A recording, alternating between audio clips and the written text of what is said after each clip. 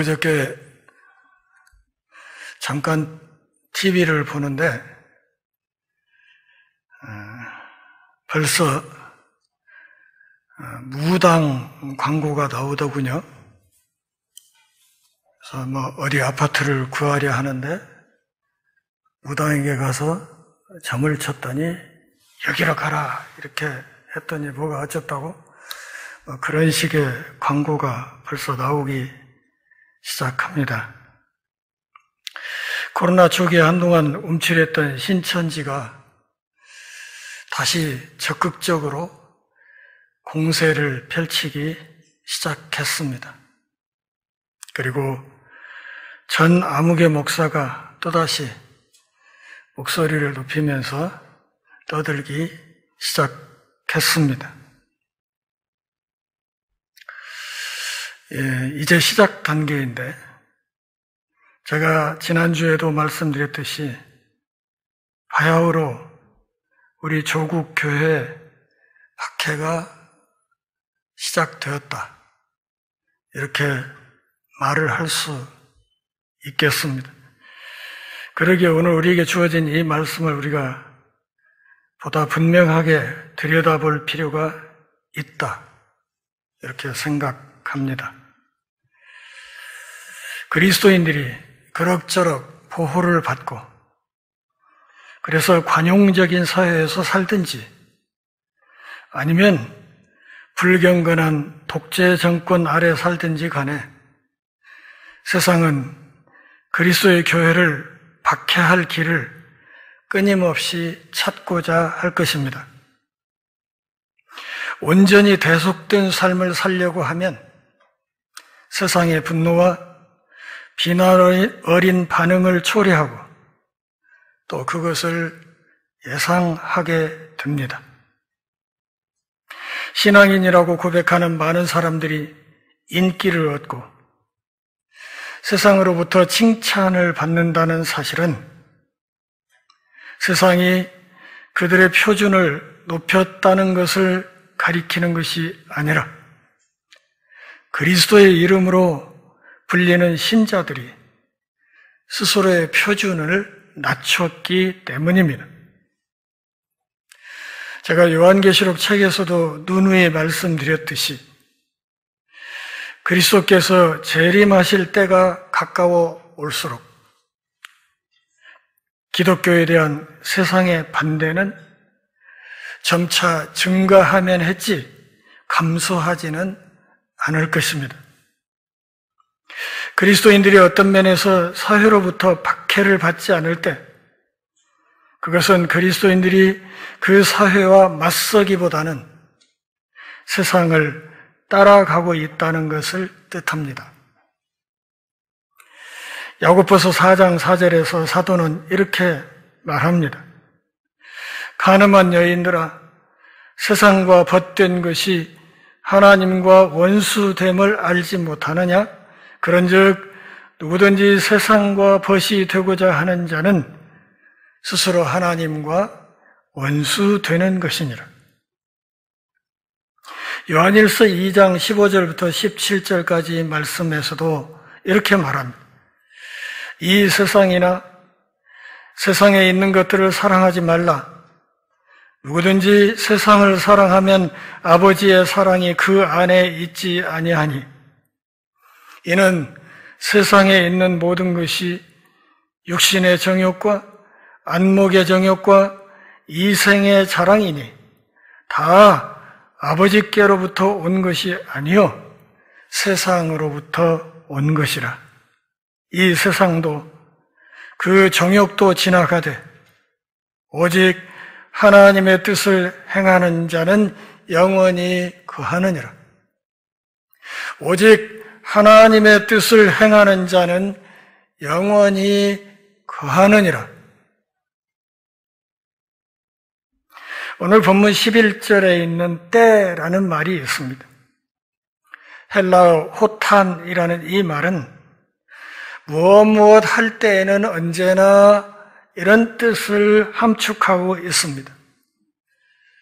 무엇 할 때는 언제나 이 말은 신자들이 지속적으로 반대, 조롱, 박해에 처할 것이라는 뜻이 아니라 우리의 믿음 때문에 이런 것들이 올 때마다 신자들이 분을 내거나 놀라지 말아야만 한다는 것입니다.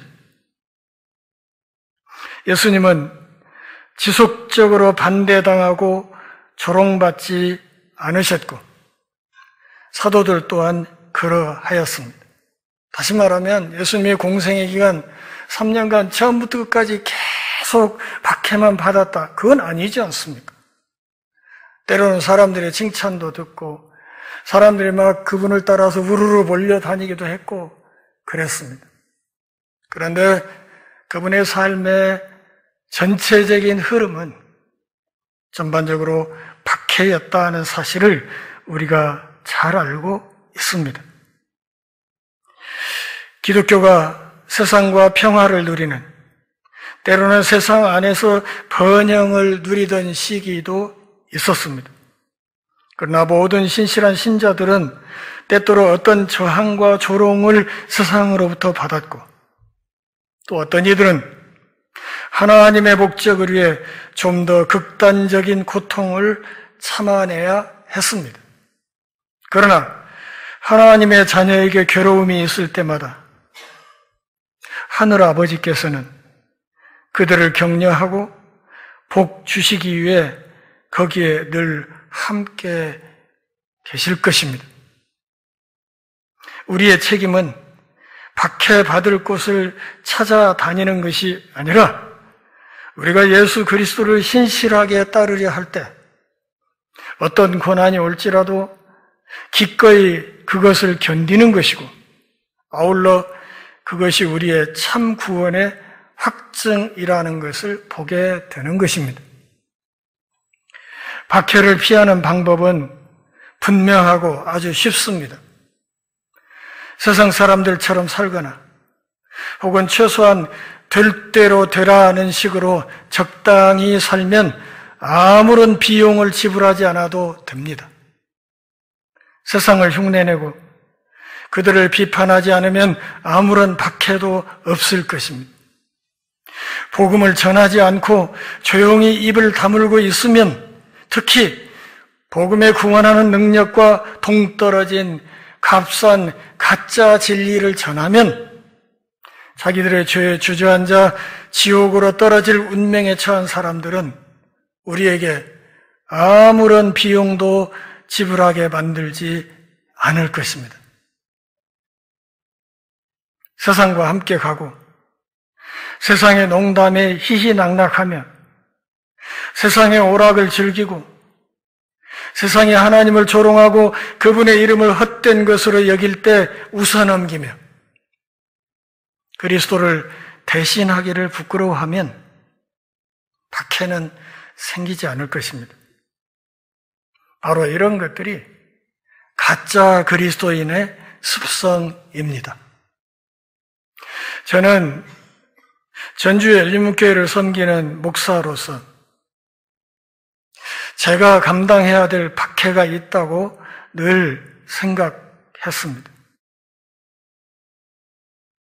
지난 대선에서도 소위 대형교회 목사들이 우르르 몰려가서 어떤 후보에게 안수 기도를 했습니다. 그리고 그들은 자기들이 기도했기 때문에 당선되었다고 생각하고 있을지도 모릅니다.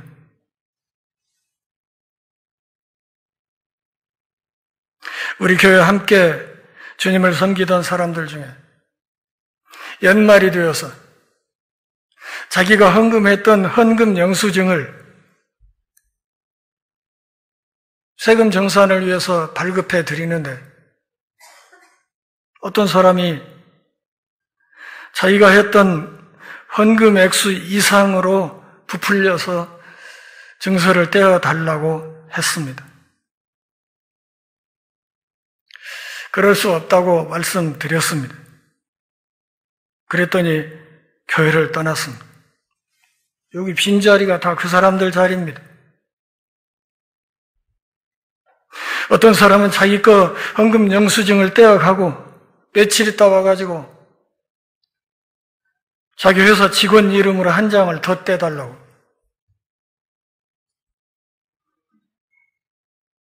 명분이 멋져요. 그 사람 전도하려니까 한 장 더 떼달라고. 그럴 수 없다고 했습니다. 그랬더니 교회를 떠나버렸습니다. 선거철에 어떤 교인이 어느 날 저에게 전화를 해서 다음 주 주일 예배, 이번에 도지사로 나가는 아무개 후보가 우리 교회 예배에 참석할 테니까 예배 후에 목사님 잠깐 인사시키고 시간을 좀 내주십시오. 그럴 수 없다고 했습니다. 그랬더니 또 교회를 떠나버렸습니다. 어떤 사람은 자기가 잘 아는 사람 중에 신학대학의 교수 채용의 서류를 내려고 하는데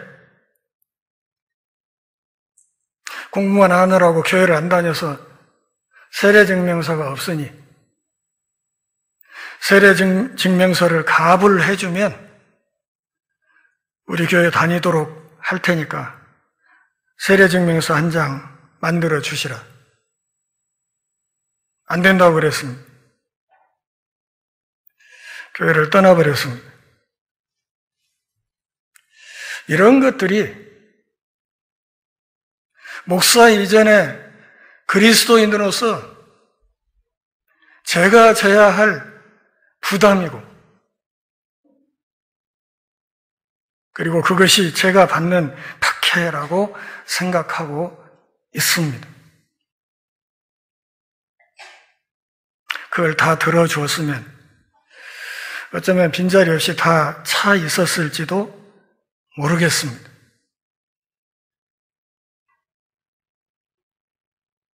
그런데요, 예수님은 신실성을 가볍게 여기지 않으셨습니다. 누가복음 9장 26절에서 이렇게 말씀하시죠.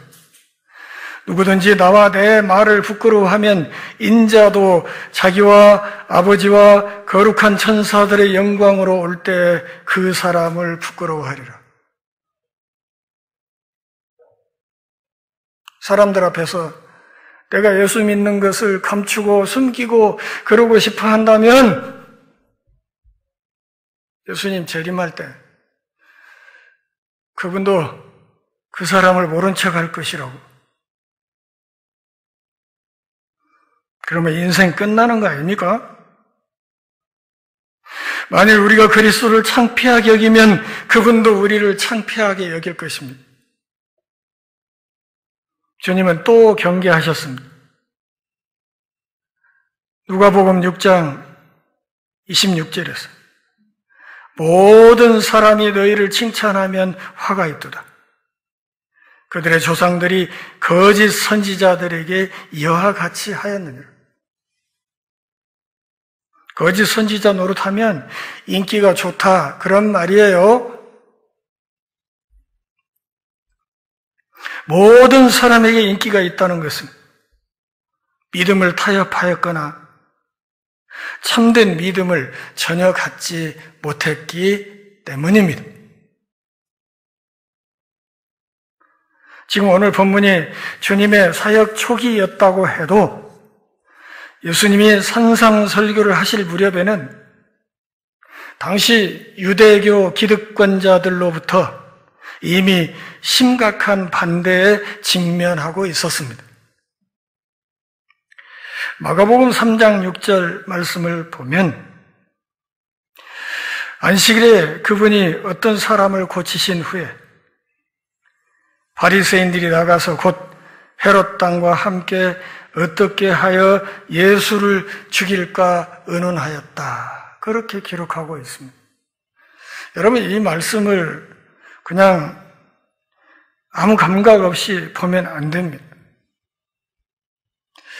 바리새파는 우리나라 역사로 빗대어서 이야기하면 독립군이고 헤롯 당은 친일파입니다.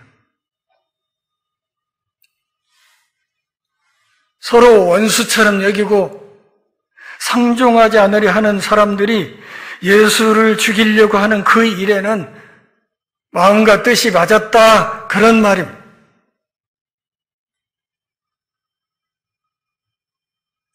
누가복음 6장 7절에서 볼 수 있듯이 그들은 예수님을 고발할 증거를 찾으려 하여 예수님이 안식일에 병자를 고치시는 것을 실제로 바라고 있었습니다. 안식일이지, 저기 병자 있지, 제발 고쳐라, 안식일에. 그러면 안식일 법을 어긴 죄로 너를 죽일 것이다. 그런 거죠. 그들은 이미 예수님의 가르침을 싫어하였고, 그래서 예수님을 체포하기에 충분한 심각한 명분을 얻을 만한 범행을 그분이 해주기를 원했습니다. 주님은 그분의 초기 가르침에서부터 그것을 분명히 하셨고, 그분의 원수들은 그들의 초기 반응에서부터 그것을 분명히 하였는데, 곧 예수님을 따르는 것은 비용을 치러야 하는 일이다, 그런 것입니다. 아무 부담 없이 예수님을 따를 수 있는 것이 아니라 우리가 예수 믿고 예수님의 제자가 되어서 그분을 따라간다고 하면 이 세상에서 우리가 감당해야 될 부담이 있다는 것입니다. 그분의 나라에 들어갔던 사람들은 그분과 함께 다스릴 수 있게 되기 전에 그분을 위해서 고난을 먼저 겪게 될 것입니다. 그것이 모든 설교자, 모든 전도자, 그리고 모든 그리스도의 증인들이 증거해야만 하는 아주 곤란한 이야기입니다. 그분을 따르는 비용을 최소화하거나 어딘가로 숨게 되면 우리가 복음을 증거한 이들에게 아무런 유익이 없고 주님 앞에도 전혀 영광이 되지 않는다는 사실을 알아야 합니다. 제자도의 핵과 제자로 살면서 내가 지불해야 될 비용은 제자들에게 여러 가지 다른 방식으로 청구될 것입니다. 예를 들어서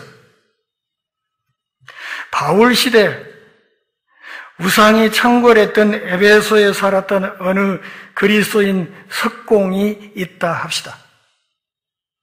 그런데 그가 어느 날 에베소 사람들이 섬기는 이방 성소 혹은 이방 신당을 짓는 일을 도와달라는 부탁을 받게 되었습니다. 그가 선한 양심으로 그 일을 할 수 없었기 때문에 그의 믿음은 그의 생업과 그의 경력과 그의 경제력을 빼앗아 갈 것입니다.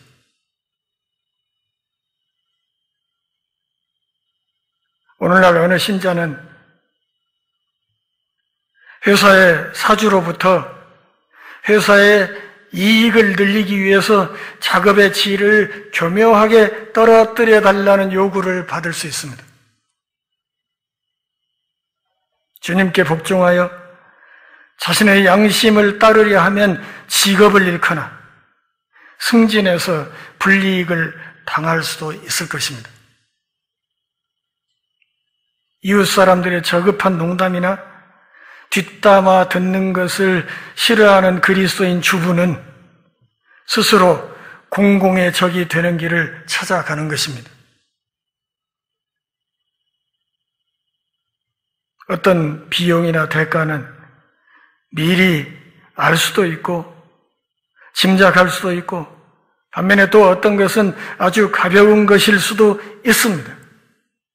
그러나 마태복음 13장 20절부터 21절 말씀을 보면 주님과 사도들의 거듭된 약속은 신실함은 언제나 참 그리스도인들이 기꺼이 지불하고자 하는 대가를 치르게 된다는 것을 알 수 있습니다.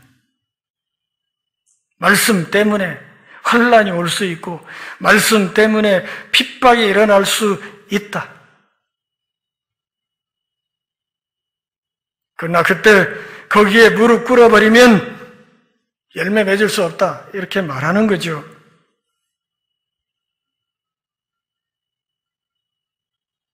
제가 요한계시록 제 책에서도 잠시 이 내용을 기록한 바 있지만 2세기의 기독교 지도자인 터툴리안에게 어느 날 어떤 사람이 찾아와서 이렇게 말했습니다.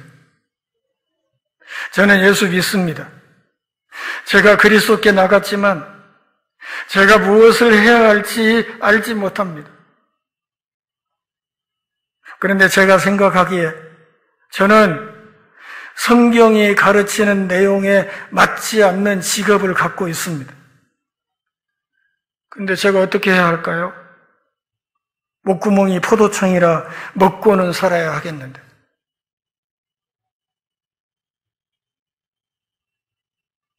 여기에 대해서 터툴리아는 이렇게 대답했습니다. 어쩔 수 없다고?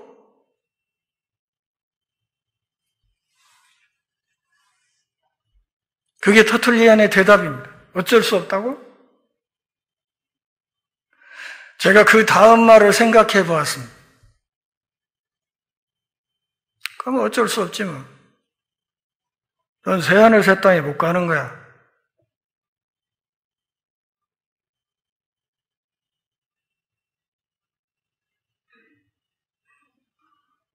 전주 시내에도 교회 집사가 룸사롱을 경영하는 사람이 있습니다. 물론 그렇게 벌어서 헌금도 많이 하겠지요.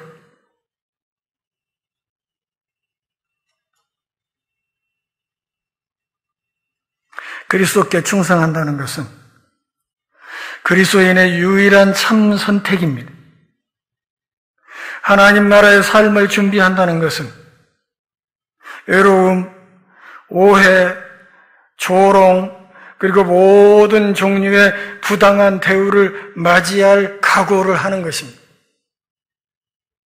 예수 믿기 때문에, 내가 천국 시민권자이기 때문에, 내가 그분의 제자이기 때문에 그렇게 할 각오를 하는 것입니다. 초기 교회 시대 비용을 지불하는 것은 종종 하나뿐인 목숨을 내놓는 것이었습니다. 그리스도를 믿기로 선택한다는 것은 스데반 집사처럼 돌에 맞아 죽거나 네로를 위해 산채로 기름 발라져서 횃불 쏘시개가 되거나 혹은 동물 가죽을 둘러쓰고 아주 사나운 굶주린 사냥개 앞에 던져지는 것이었습니다. 그리스도를 택한다는 것은 지나치게 잔혹하고 고통스러운 여러 가지 방법으로 고문당하는 것을 의미했습니다. 그런데도 우리 믿음의 선배들은 기꺼이 그 길을 걸었습니다. 그 결과 복음이 오늘 우리 손에까지 온 것입니다.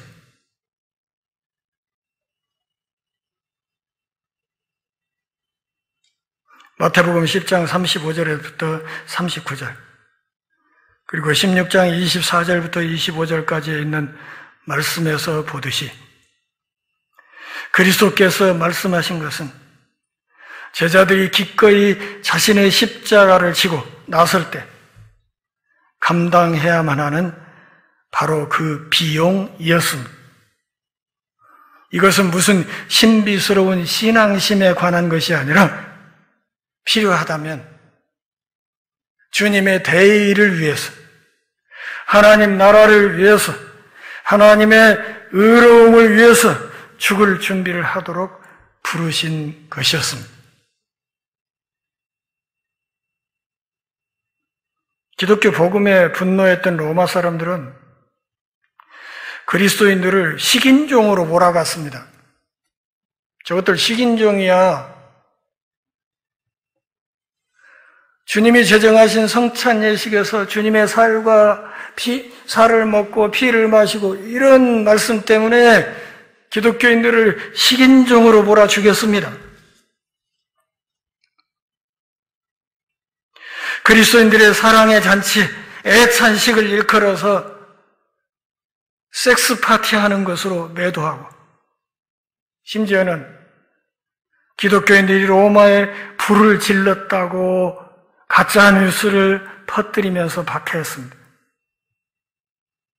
그들은 신자들이 예수님을 주님이라, 예수님을 왕이라고 부르면서 하나님의 세상을 불로 파괴하신다고 말한다고 해서 기독교인들을 로마에 대항하는 혁명 분자로 낙인 찍었습니다. 그리고 무참하게 박해했습니다. 1세기 말엽에 로마는 당시 알려진 세계의 땅끝까지 거의 다 점령한 상태였고, 그러기에 제국의 단합이라는 문제는 점점 더 강화되었습니다. 오직 로마 황제만이 전체 제국의 화신이었기 때문에 가이사는 끊임없이 신격화되었고, 황제 숭배는 단합과 일사불란한 흐름을 요구받았습니다.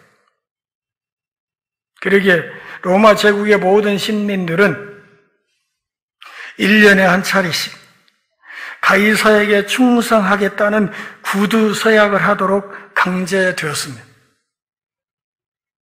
그렇게 하는 사람만 리벨루스라고 부르는 확인 증서를 받았습니다. 공식적으로 가이사는 주님이시다 이렇게 선언한 뒤에 그 사람은 자기가 선택한 다른 신들을 경배할 자유를 얻었습니다. 그런데 신실한 그리스도인들은 그리스도 외에 그 누구에게도 그런 충성을 선언하기를 거절했기 때문에 그들은 추방당해야 했고, 그럼으로써 재산을 압수당하고 일터를 잃고 감옥에 가며 때로는 무참하게 죽음을 당했습니다. 그런 부담을 안고도 그들은 예수님을 믿는 믿음을